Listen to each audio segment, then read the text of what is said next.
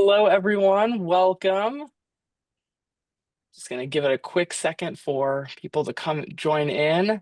All right, fantastic. Thank you all so much for joining us today. My name is Dustin Fleischman. I'm the Director of Events and Communications here at the Writers Guild Foundation, and welcome to Writing Systems Impacted Youth Storylines in Film and TV in partnership with Storyline Partners.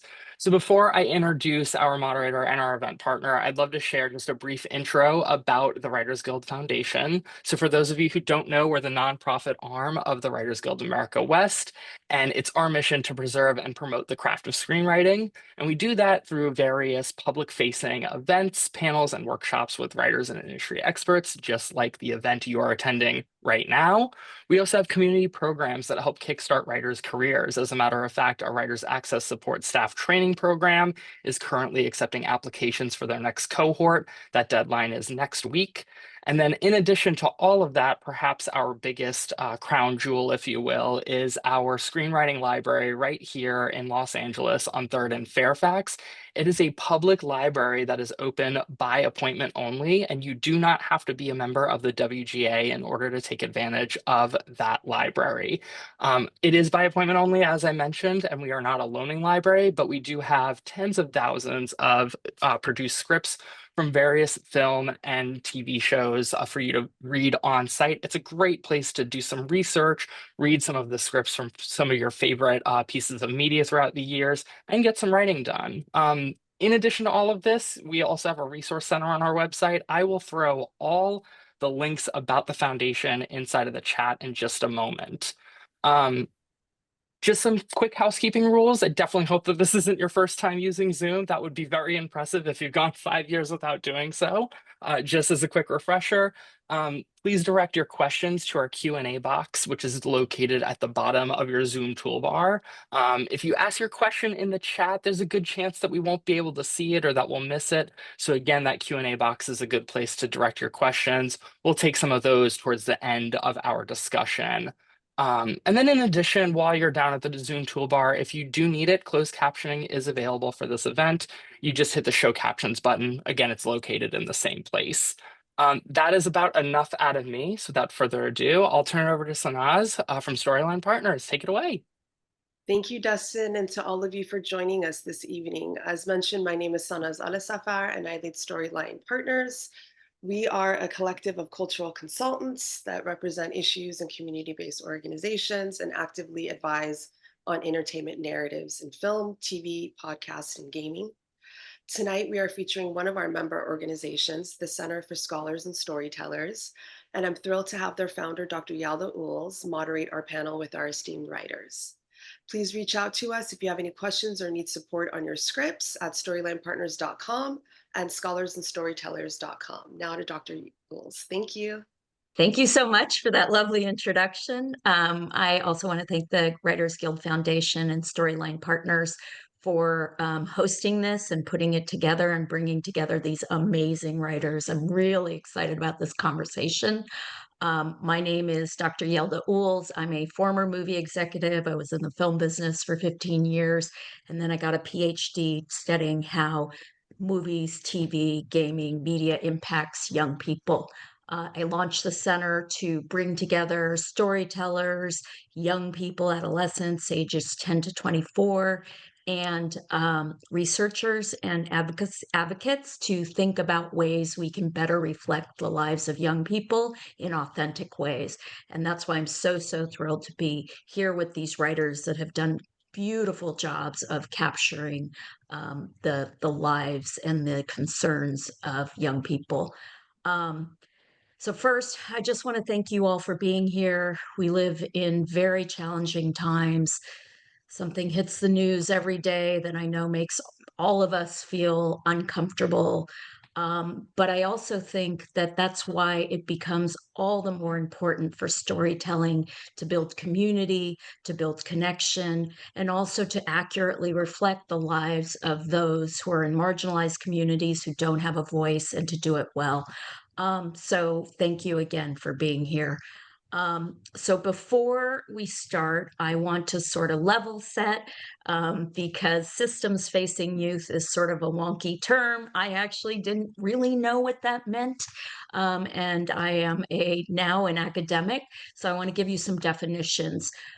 So systems facing youth, which is what we're going to be talking today, are young people that have been impacted by systems. So like the juvenile justice system, the child welfare system, um, places where things outside of their control impact their lives. And something to know, which is I was surprised by this stat, 37.4% of all children experience a child protective services investigation by the age of 18. I mean, it's astounding. And I do know people people in my neighborhoods who have been impacted by this. So this is happening around us to people we know. We're also talking about opportunity youth, and opportunity youth are defined as young people who are not in school and they're not working. So they may be sort of, not really counted. These could be unhoused people, lower income people, immigrants, BIPOCs, undocumented, and they represent a huge percentage as well. This large population is often missing from the screen. And when they are often incomplete. And their portrayals are potentially even harmful. Instead of diverse, compelling, and eminently watchable characters capable of joy and resilience, where I've met many of these young people and they are incredible, they're often portrayed through a negative lens, a charity case, or a problem. And that's if they're even seen at all. So that's why we are very excited to be talking to these writers. And we also at the Center for Scholars and Storytellers, thanks to a grant from the Hilton Foundation, are looking at these characters and really bringing some young people with lived experience to meet with writers, to share their lives and their hopes and joys in a hope that we can shift the way that we talk about these characters and see them in more multifaceted ways.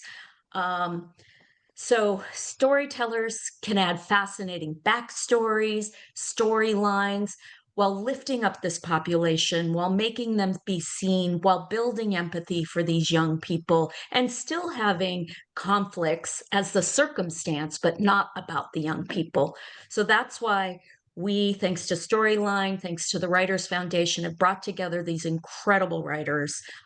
Truly, I'm really honored to be talking to them, and because they have written beautiful characters and they did the work. We talked to them earlier and they'll be talking about this as well. And the fact that they're here giving us their time means that they really care.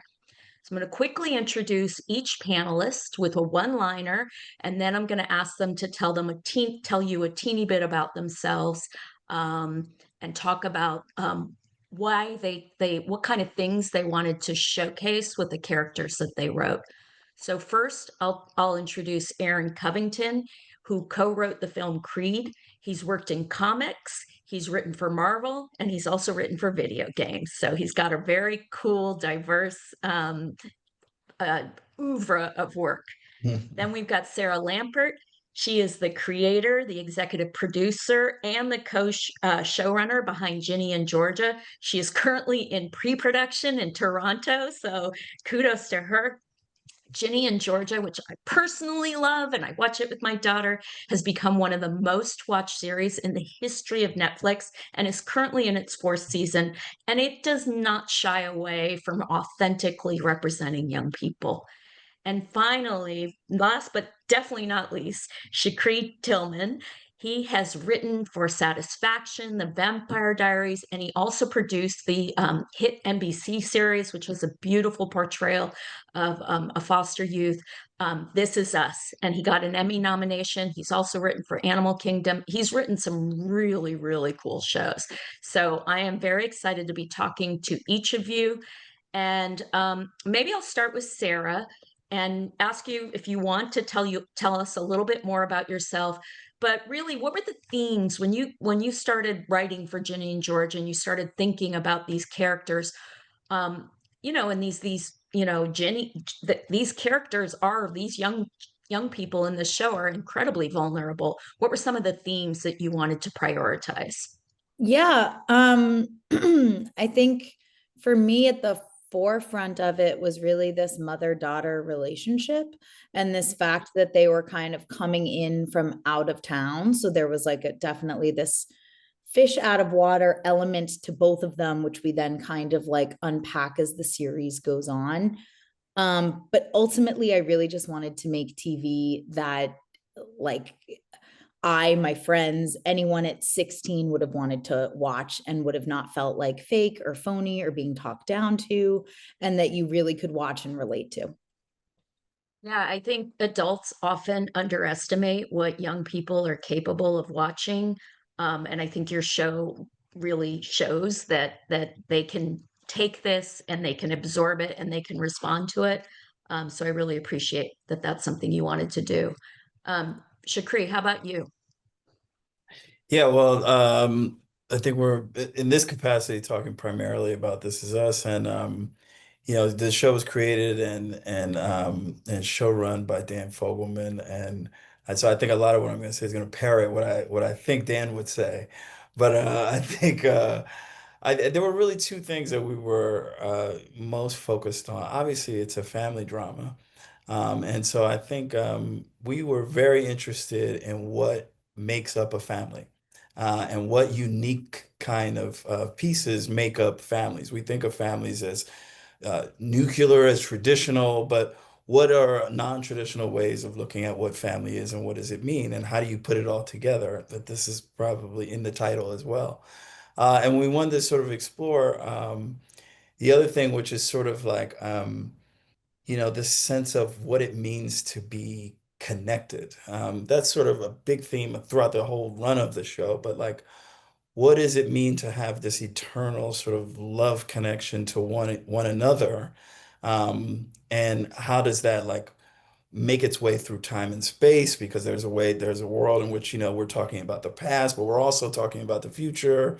And so there were a lot of sort of conversations about building on that sort of core human need and desire to connect with one another and doing that in the context of a family.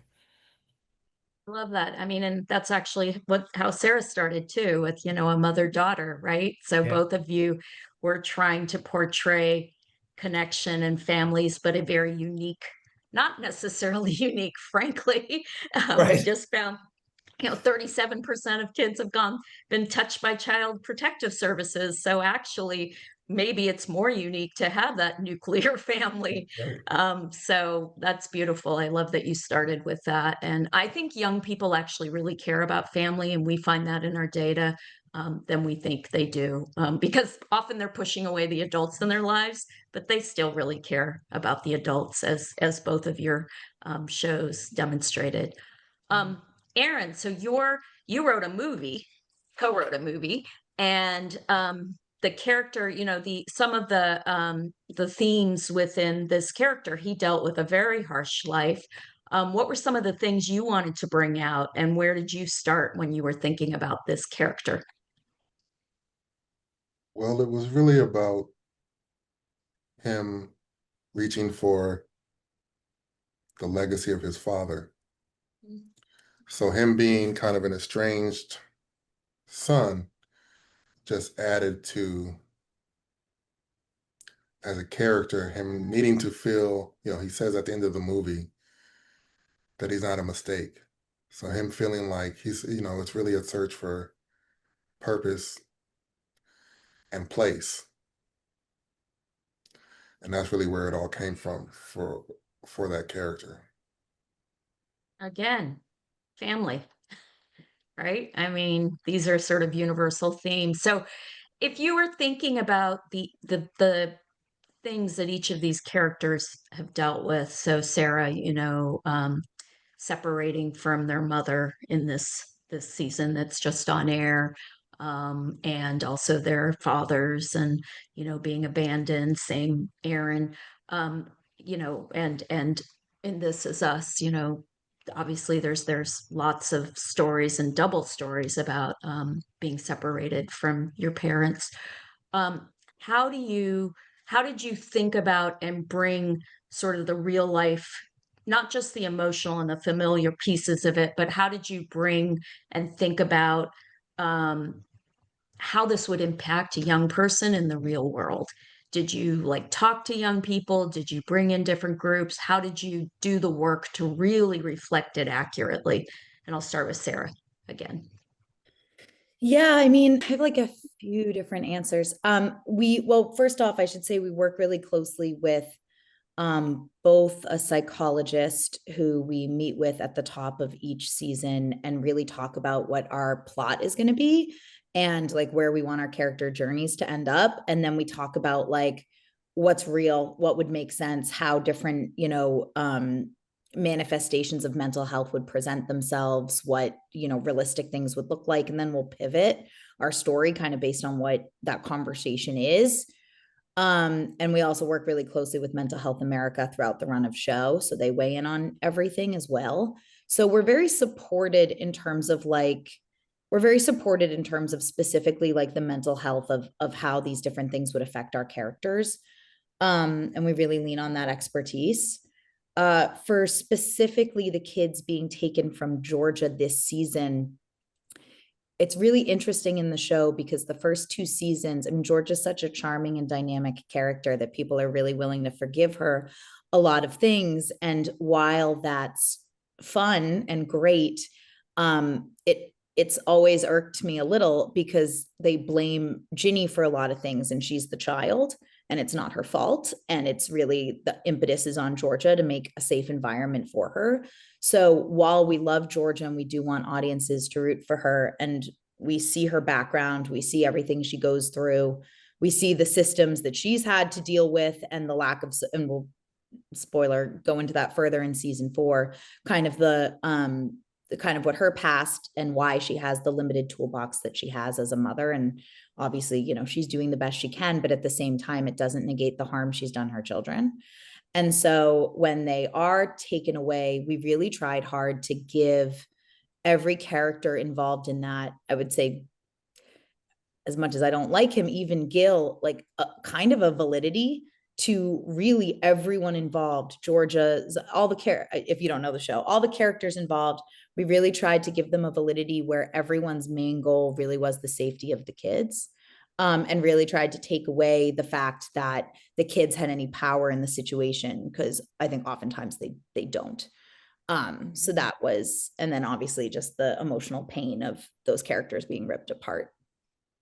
Yeah, and I thought it was really interesting, though, that the kids and Ginny sort of had to take matters in her own hands in some ways, and you show because and I also think the best storytelling.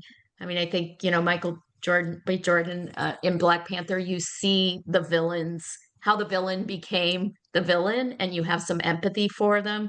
So I thought that was a really interesting theme as well. Erin, how about you? How did you sort of do the research and think about? I mean, obviously, you were dealing with a very iconic movie and IP that, like I would be too scared to touch. Like, how did you guys get really do the thinking about this character and where he came from and connecting it to the past? Well, he was just an avatar for a young, angry, searching youth. It's really kind of a coming of age story. Mhm. And that being said, I think a lot of our life experiences just went into it. And then the fact that Ryan and his father worked with people in detention centers or juvenile detention centers for a bit, or his father did it for a long time and Ryan did it for a bit. So they had a firsthand knowledge of that. And, for me, it was just using that character to express those feelings of yearning for accomplishment and connection that we see that he really pushes for with the Rocky character.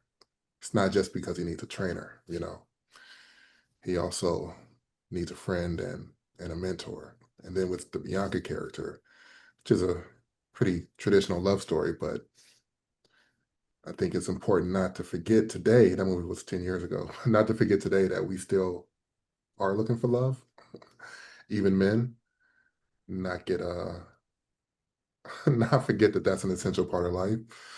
And that character was just reflecting those values and those ideas as a young adult Black male who had this chip on his shoulder because he felt discarded as a youth, you know. And I think that's something that a lot of people can relate to from any number of different circumstances that we just, you know, pasted onto the character and then formed a story around that.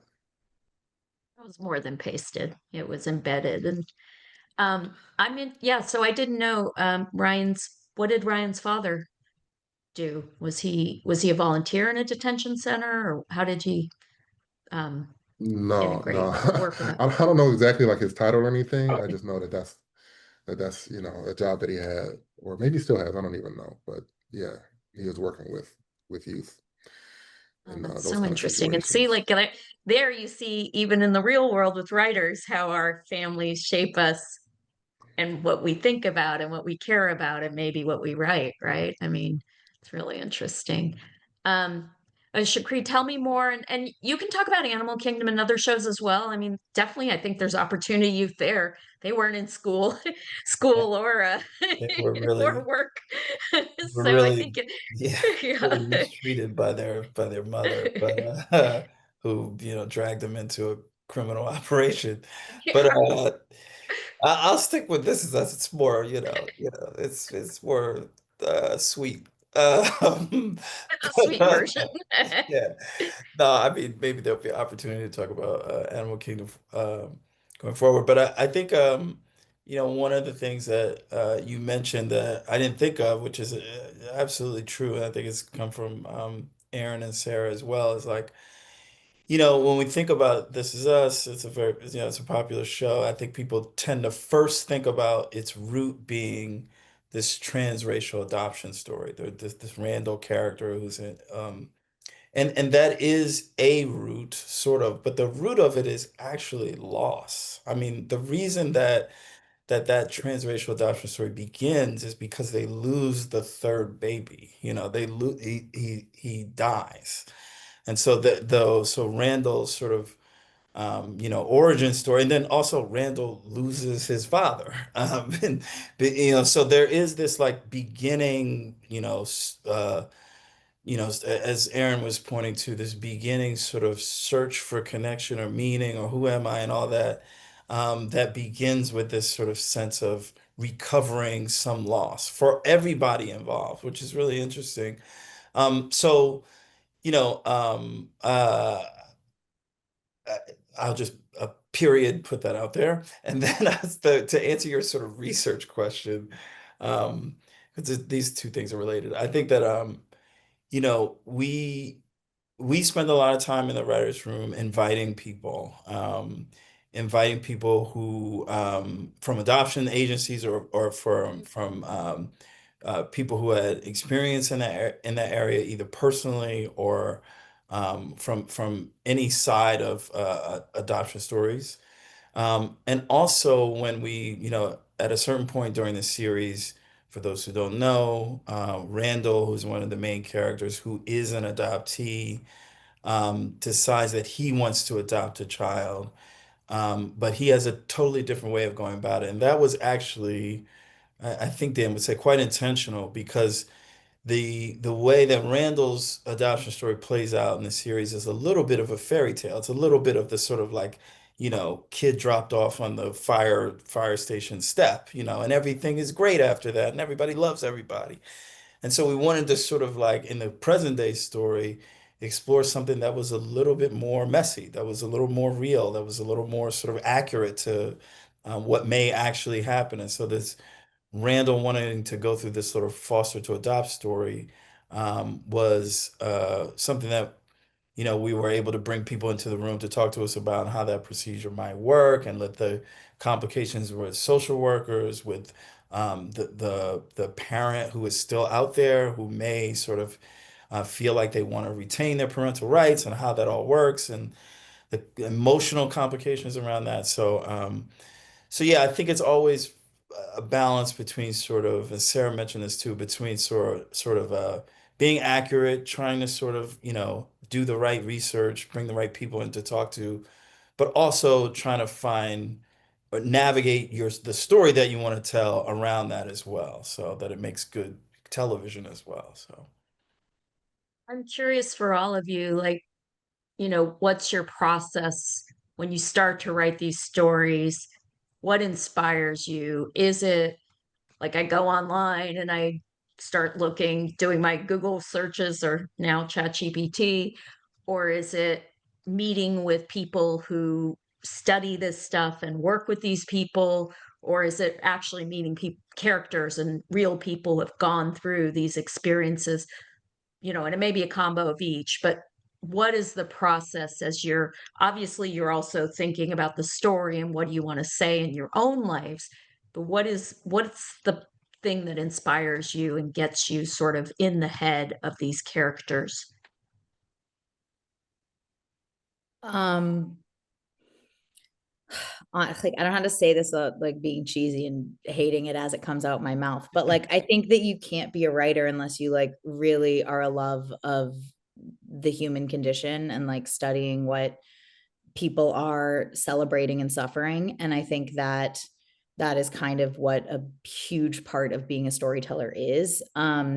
So honestly, like I lean very heavily on the other writers in the room. Like everyone's bringing their personal stories to it and like really bringing their heart and soul to it. I think that's what shows up on my show on screen more than anything else. And so I think that leaning on that, but then when you're like alone with a script, as I will be after this later tonight, I think I think it's really like there are certain scenes I can write on certain days and like certain scenes I can't. And like you really have to honor like the emotion that's coming through it's a little bit like acting where it's like you have to feel for each character. And to do that, I think you really need to have a base level of connectivity to it.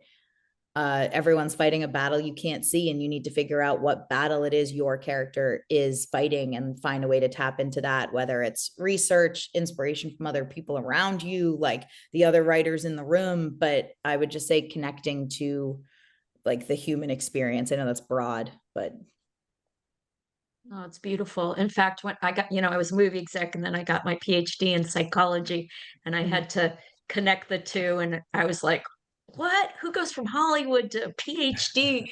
Then I was like, it's both the study of human behavior, like the fascination of the human behavior. It's actually really connected. So yeah, I get it.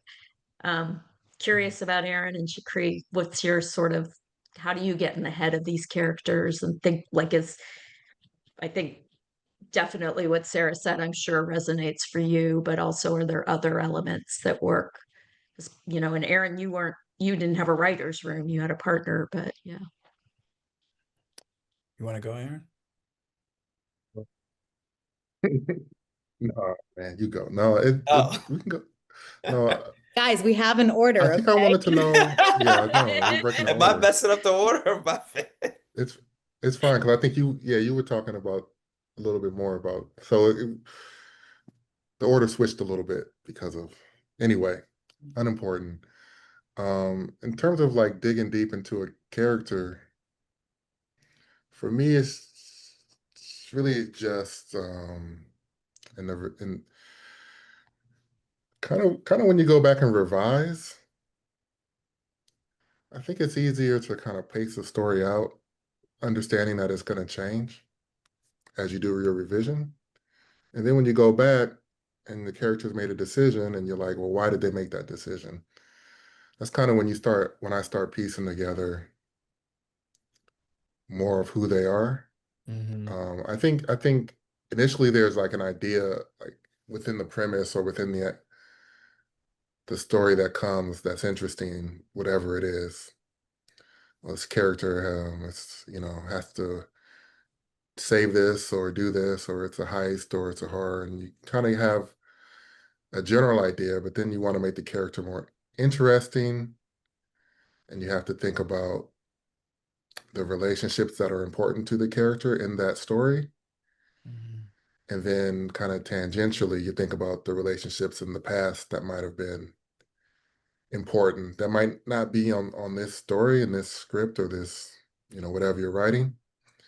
But they were important. If you're a book, maybe you do flashback to, that first kiss in sixth grade, or the bully from, third grade. You never forgot this. And that might not be in the movie, but it's still part of the thought process. Mhm. And then you just kind of break it down in a script with,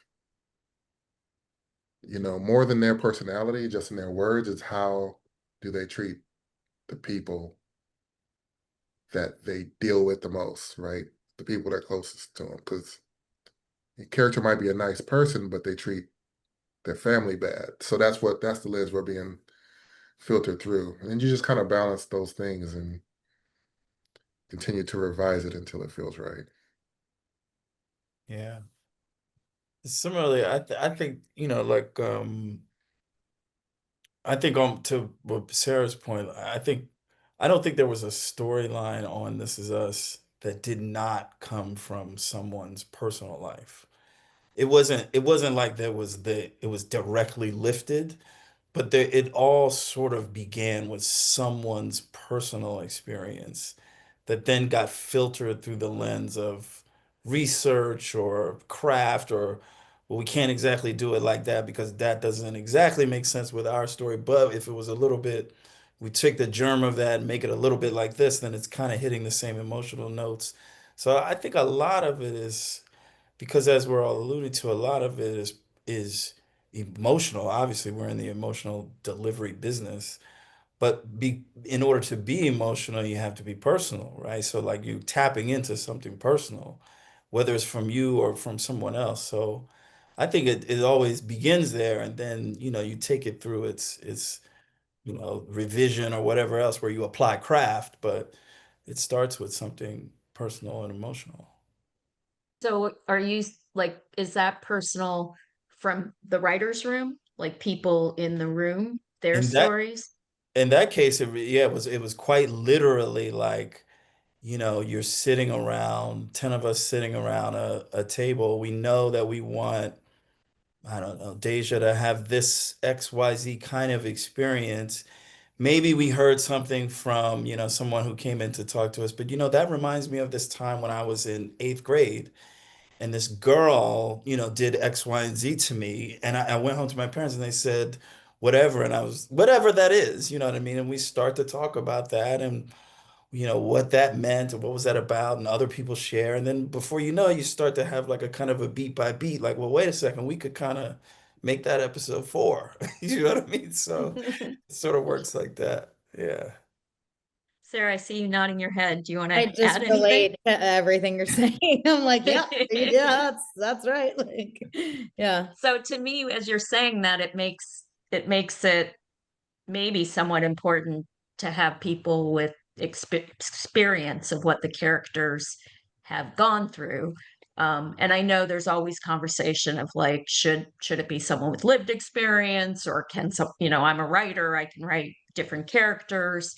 How do you think about staffing those rooms and making sure? And for Sarah, like, how do you make sure, like, is your audience teens? Like, does Netflix tell you, can they count? Like, is it actually teens? Because sometimes these shows for teens are watched by 31-year-old women. And Yeah. often I think, like CW, it was that age, right? And it's because the development executives are that age and they think the teens want to see that stuff. But is your show, which is so authentic to me and feels very authentic to the teen experience, do you know teens are watching it? Well, yeah, only because I'm on TikTok. Yeah, I know that teens are watching it, but I also do have the stats from Netflix, and we are more broad reaching than I think you would. Well, maybe not because you just said it. Yes, we are broad reaching is the answer, but we are watched by teens as well. Yeah. So how do you make sure in the room that you're being very and staffing up the room? Because I think that is a hard thing I for a lot of think writers. having a show with so many different characters, or maybe just having a show in general, is really a lesson in humility, is what I would say. Like, I never knew how old and out of touch I was until season 1 came out. And then I was like, awesome. I thought I was kind of youthful and glowy, but I guess I suppose that is not the case.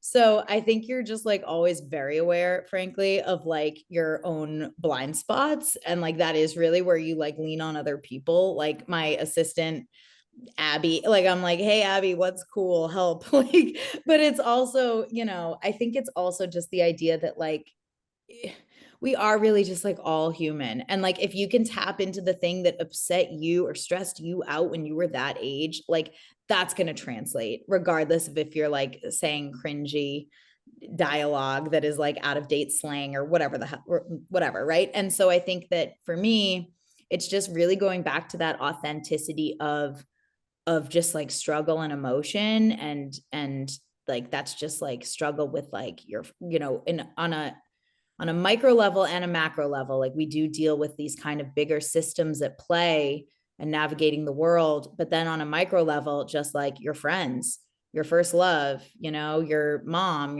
so it's really just like digging into that. But yeah, I mean, I'm sure I And get so I was also interested in how do you build the writer's room and make sure it. that it's reflecting all of the different perspectives that you want to make sure are in there. I'm obsessed with our writers' room. Like they're amazing. We just really, really, really for season 3 and season 4 really, really took our time with the writers' room specifically. Season 1 and season 2 also for sure. Um, I've just I just came out of the season 4 writers' room and it was pretty much exactly the same as the season 3, so it's a little just top of mind more for me. But all of our writers have always really shown up very generously and like always really poured themselves into the room.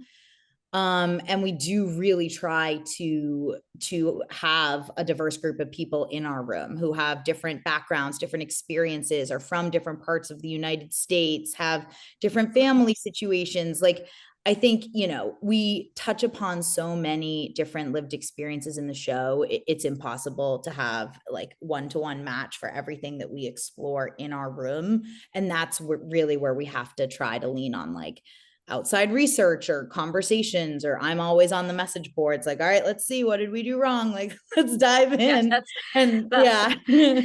So yeah. yeah. How about you, Shukree?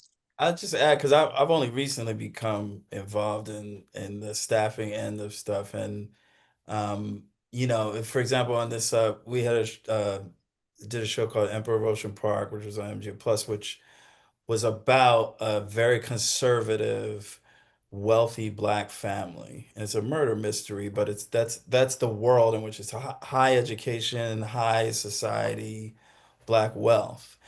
And we wanted people because um, being the showrunner Sherman Payne, we didn't summer at Martha's Vineyard, so we don't know any of that shit. So we were kind of like, how maybe we can get somebody on the staff who kind of knows a little bit of that and knows that world a little bit. And so I think some of that, like, sort of like lived experience is important, where whatever world you're talking about, whether it's systems impacted or rich black folks. But I also think that like it's probably not as important as what comes on the page. You know what I mean? Like the ability to be able to speak to someone's lived experience or write towards someone's lived experience, even as an observer, to do that well is probably much more valuable. Um, Aaron, we just got this in the chat. Ira, who must be Yes. Ryan's death, you saw it? Yeah, so Juvenile hall probation counselor. yeah, Pretty that cool. sounds right. Have you been in a writer's room, a television writer's room? And do you have any observations you want to add to the conversation? Yeah, I worked on a TV show. It was a comedy. Um, the cast was all black, and the main cast was all black. So our writers' room was mostly black. as well. I typically agree with what was said before. It's like, you can't match every storyline one to one. You just don't have that. There's not that. You got to have there's limits to how big the room can be. And at the same time, as you're, showrunner, you're hiring some people you don't know, some people you do know. You read the samples and you just try to judge a person's writing ability and their character. Then from there, everybody has to do the job. Right. So whatever research is necessary, like showrunner has to do it. Now, my TV show I was on was a comedy, so the research wasn't so serious, you know. Still that, to that point, it's just once you're hired, you got to do the job. We got to figure it out and we have to deliver something that's going to be entertaining and hopefully, well, the authenticity of emotion, the authenticity of feeling is really paramount over Yeah. some of the more technical things. That's why people always get mad. They're like, oh, this historic movie wasn't historically accurate. Well, it's a movie. I'm sorry, it's not a book. So they had to tell a story. So you take some liberties. A But lot of was the people don't emotion get there? that. Did you feel the character? Did you feel the story or the essence of the person? Same thing in like science. I got an uncle who works, he's a real scientist, Sometimes he'll complain about a movie. Um, the science isn't just right. So I gotta tell him to chill. I know, because I got trained as a scientist, and you're like, oh, I have to say the exact words, but then nobody understands it. You're not telling a story. You really have, even in science, if you tell a Yeah. story with the science, you will get much more public understanding. And no scientist is trained in that. And So sometimes with quickly, books, they can get into the weeds, like in some of these sci-fi books. Yeah. Yeah. yeah. And then you can really turn the page and you can Google, is that right? Is that how it works? But even there can be limitations, and you just don't have that kind of time. We do not have Or, that or- time. you don't Well, have and the it kind of also time won't be a good or story. attention spans, and not even like an ADHD thing. It's just like literally, how much is somebody going to sit there and be like, oh, X to the Y, Right. park slope, Well, intercept, there will always be a few people doing that. Yeah, The Yeah. annoying people. No. I You know got to in cater to season to one, the I wrote, masses. in season one, I wrote a line that like like Zion, one of the love interests, says to George, and he's like, I forget the locations, but I was like, from this location to this location, like everywhere, like whatever, like you feel like home to me. I forget exactly what the line was. And then it wasn't until I was watching it on Netflix that I thought, are those locations really close together? I Googled it and they were like really close together. And I was like, no one, I don't know. Yeah. Mhm. So is there Yeah, any like go ahead, Aaron. I love this. Keep going. even choreographing a boxing match, like people always make fun of like the old Rocky movies, but like boxing is not that entertaining minute for minute, round for round, unless you're just like, oh, it's the science, man, he ducked, he blocked. So in the movie you gotta heighten that a little bit, and they gotta really slug, and so that's again kind of taking liberties, and we didn't need to be boxers to write it compelling boxing scenes. Right. Probably need a boxer to train the stunts, right? Yeah. Yeah, we did have training, we did have experts for the You for just said the they actual training, box the on the physical screen, training. on the Right. screenplay. They box. Somebody else figure that out. They box. No. I think we're about to open up to questions. But I wanted to just quickly, if anyone has a story about, like, 'cause Sarah, you said you go on the message boards. Is there any story that any of you have where like something you wrote, and then there was like a negative reaction that you're willing to share, or people were like, that just really wasn't right?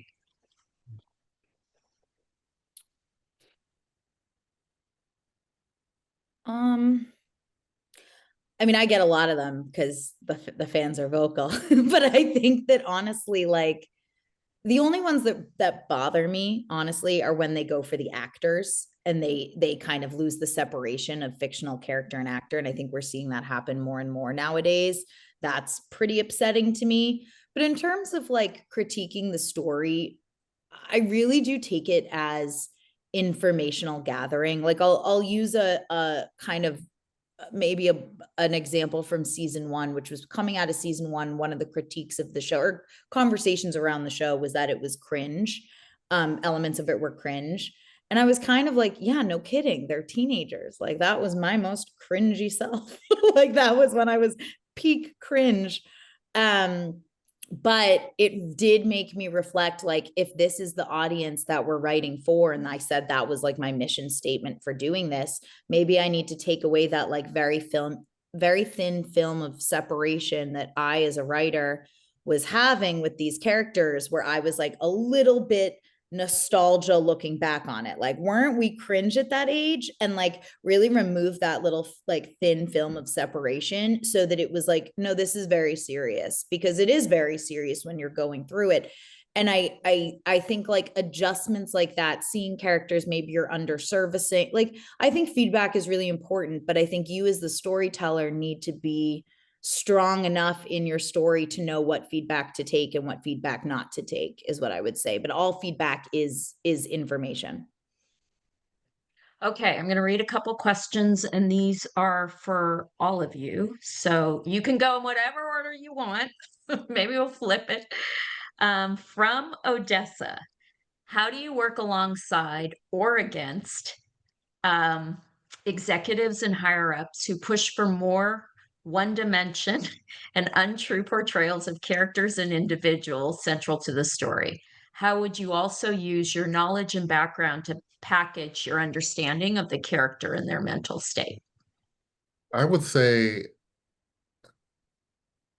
I don't know that I've ever really had an exec push for more one-dimensional characters, but you got to understand where their notes come from, right?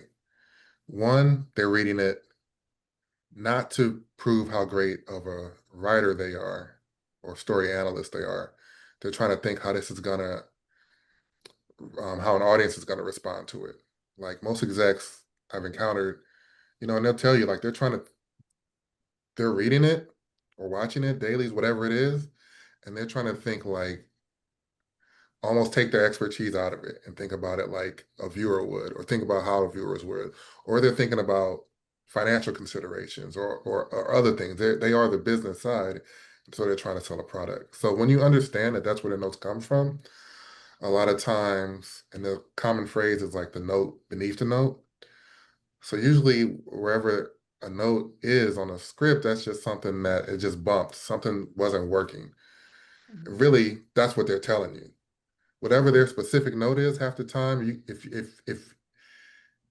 if it was completely automated, right, or like there was no conversation, and you just got like a red dot on the part of the script where their note was, instead of hearing their note, you could make the same change you would if you actually heard their note.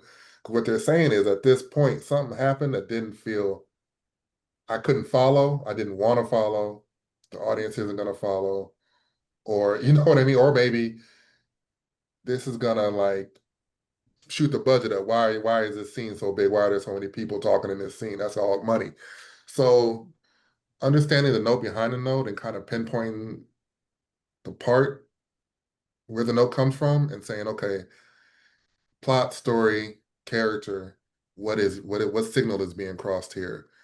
Because taking notes is its own art form. So once you kind of can understand it's not meant to be personal, in most cases, sometimes things, I don't know, but in most cases, it's not meant to be personal. And people are they want to make money. They want your show to succeed in the sense that that looks good for them.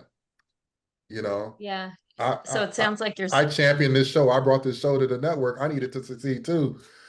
And of course, there's other layers of whatever that maybe specific situations are different. But understanding like note behind a note and that it's not personal really lets you gives you creative freedom, what I found, to find solutions. it's information, like just what Sarah was saying too, right? About like message boards and the audience giving you stuff. It's information. Yeah. I think as long as everyone's in the same canoe rowing in the same direction, like agree what the show is, then again, every note is just further information and feedback that you're getting where it does challenge you to think deeper about. So regardless of whether or not, because you would kind of phrase the question like, what do you do when you get bad notes is what you said. And so I think when that happens, like a note that you fundamentally don't agree with from your network, I think it's really trying to understand, we all hear the note behind the note, but really trying to understand like what you're not communicating as a communicator and like what you're not tapping into and like where that missing beat is. What can you adjust that is going to deepen things and like challenge how you think about things too. For so many questions. I was definitely not going to get to them. So I'm going to read this one from Genesee and would love to start with Shukree. I'm curious how you walk the line of telling a good and nuanced story character without communicating something essential about everyone in the real world who has experienced homelessness or the child welfare system or incarceration. In other words, how do your characters help audiences, actually really like this question, understand truths about these experiences and systems without them becoming a stereotype? And also like the way I opened it with almost giving them showing the resilience of these characters. Like, I mean, each of you have shown, Ginny like takes matters in her own hand. And, in Creed, the character played by Michael B. Jordan's like, he prove something to his dad, even though his dad's not alive. So curious what you think, Shukree. I think there are probably two. I think there are probably two important things to think about that probably lead to better results and lead to sort of the type of result that I think the questioner is asking about. One is a very basic sort of like characters are not their circumstances. Characters are like characters. They have circumstances, but they're characters. And the second thing, which is a very simple craft thing, but we all, I think all of us as storytellers forget at a certain point, and then we have to re-remember. But like it's related to the first. Characters have specific wants and needs, and stories are about trying to get those wants and needs, right? Having that want, making it clear, getting it, running into an obstacle, and then that obstacle creating a choice, that choice then revealing character with a capital C, and story ensues. So I think if you can focus on like the story isn't about their circumstances, it's about what they want and need. And so if you can do that, then I think you're on the right path craft wise in terms of creating dynamic characters that are not about their circumstances. Yeah, that's really good advice, writing advice. Okay, so we have 5 more minutes. And so this is sort of a fun question. We can start with Aaron. What are some of your favorite material genres to read that maybe sometime influence your writing or themes?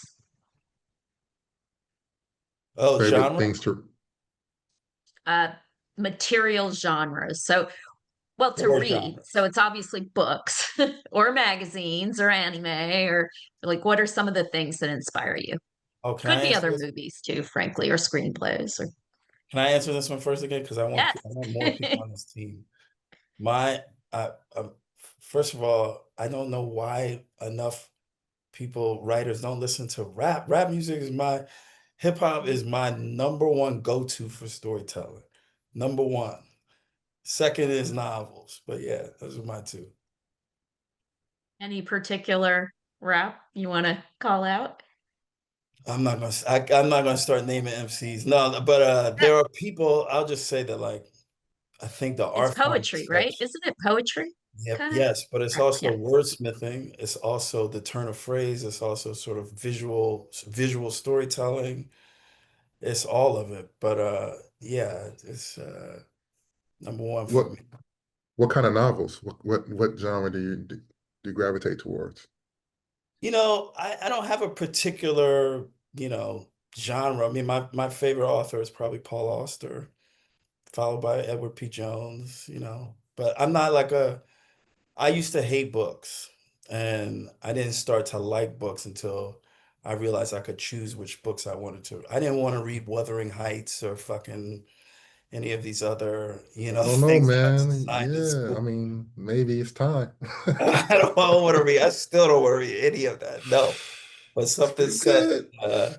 something in the that doesn't use old English language, and I don't want to hear none of that. But something set contemporarily that seems like a voice that I could relate to. Oh, I'm into reading that all the time. So, but yeah, I think novels are great because they really are character studies, and you can really get deep into what characters are about. That's no diss to classic literature, Aaron. My bad. Just reread The Great Gatsby and it held up really well.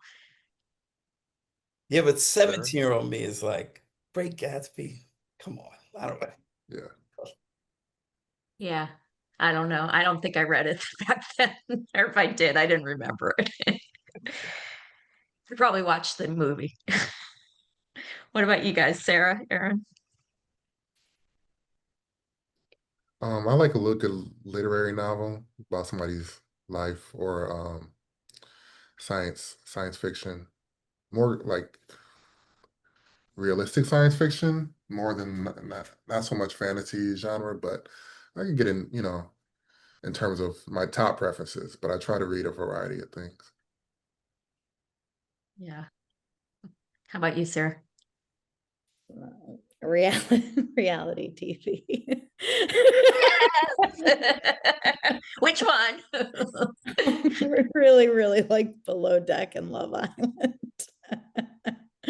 Yeah. You can learn a lot about characters. Really? I'm not kidding. Yes, Yeah. because you've got a real people in a now I'll really real people in a contained space, and you see how they bump into each other and change based on these small interactions, and how we're all so susceptible to the tiny micro interactions we have every day.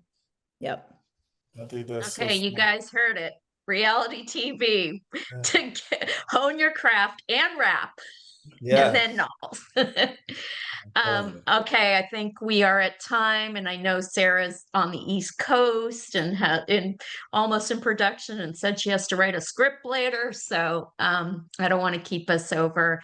I really want to thank the Writers Guild Foundation, Storyline Partners for doing this, and also all of you. You are really thoughtful, brilliant. I hope people watch this and learn from it. I've certainly learned a lot, and I'm really grateful to have met all of you. So thank you. Thank you. Thank Thank you so much.